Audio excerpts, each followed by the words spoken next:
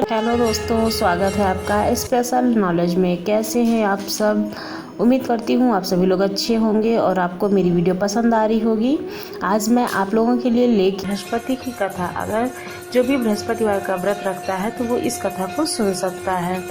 तो और कथा से पहले मैं उसके नियम भी बता देती हूँ। कहते हैं कि जो बृहस्पतिवार का व्रत होता है वो अपनी इच्छा पूर्ति के लिए रखा जाता है।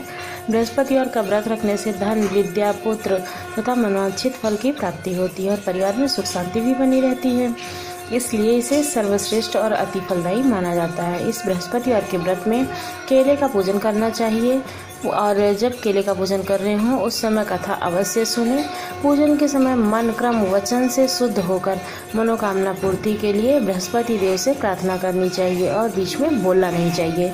दिन में एक ही भोजन करना चाहिए। भोजन में चने की दाल आदि का प्रयोग कर सकते हैं, यानी कि चने की कोई भी चीज़ हो जो कि पीले रंग की हो आप उसको खा सकते हैं, लेकिन नमक नहीं डालना है।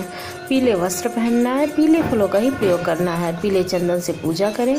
पूजन के बाद भगवान बृहस्पति की कथा सुननी चाहिए। प्राचीन काल में बहुत ही निर्धन ब्राह्मण था। उसकी कोई संतान नहीं थी। वह नित्य दिन पूजा पाठ करता था। उसकी स्त्री ना तो स्नान करती थी, यानी कि जो उसकी पत्नी थी वो ना स्नान करती थी और ना कभी भी किसी देवता का पूजन करती थी। इस कारण ब्राह्मण देवता बहुत दुखी रहते थे। भगवान की कृपा से ब्राह्मण के यहाँ एक कन्या उत्पन्न हुई। कन्या बड़ी होने लगी। प्रातः काल स्नान आदि करके वह भगवान विष्णु का जप करती थी और उनका पूजन करती थी। बृहस्पतिवार का व्रत भी रखने लगी। पूजन पाठ समाप्त करने के बाद पाठशाला जाती तो मुट्ठी में चना और जौ भरकर ले जाती और पाठशाला के मार्ग में डालती जाती। लौटते समय वही जौ स्वर्ण के हो जाते तो उनको बीनकर घर ले आती। एक दिन वह बालिका सूप में उन सोने के सूप जो जौ थे उनको फटक रही थी, साफ कर रही थी, यानी कि तभी उनकी माँ ने देख लिया और कहा कि हे बेटी, सोने के जौ को फटकने के लिए सोने का सूप भी होना जरूरी है।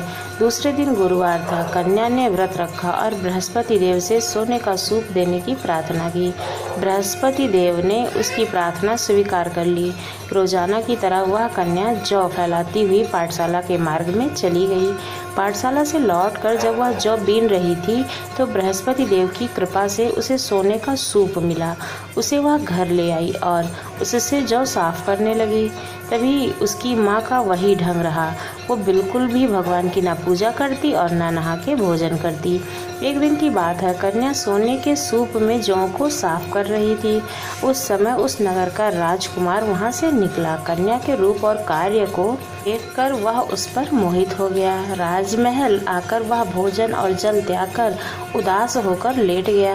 राजा को जब राजकुमार द्वारा अन्य जल त्यागने का समाचार ज्ञात हुआ तो वह अपने मंत्रियों के साथ अपने पुत्र के पास गया और कारण पूछा। राजकुमार ने राजा को उस लड़की के घर का पता भी बता दिया।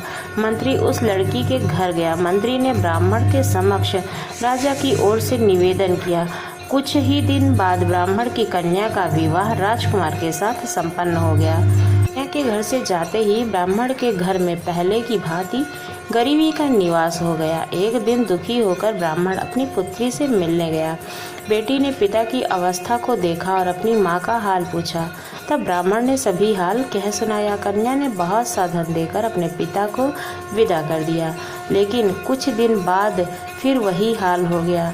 ब्राह्मण फिर अपनी कन्या के यहाँ गया और सभी हाल कहा तो पुत्री बोली, हे पिताजी, आप माताजी को यहाँ लिवा लाओ, मैं उन्हें सब विधि बता दूंगी जिससे गरीबी दूर हो जाएगी। ब्राह्मण देवता अपनी स्त्री को साथ लेकर अपनी पुत्री के पास राजमहल पहुँचे तो पुत्री अपनी माँ को समझाने लगी, हे माँ, तुम प्रातःकाल स्नान आदि करके विष्णु भगवान का पूजन करो तो सब दरिद्रता दूर हो जाएगी। परंतु उसकी माँ ने उसकी एक भी बात नहीं मानी। वह प्रातःकाल उठकर अपनी पुत्री के बच्चों के जूठन को खा लिया।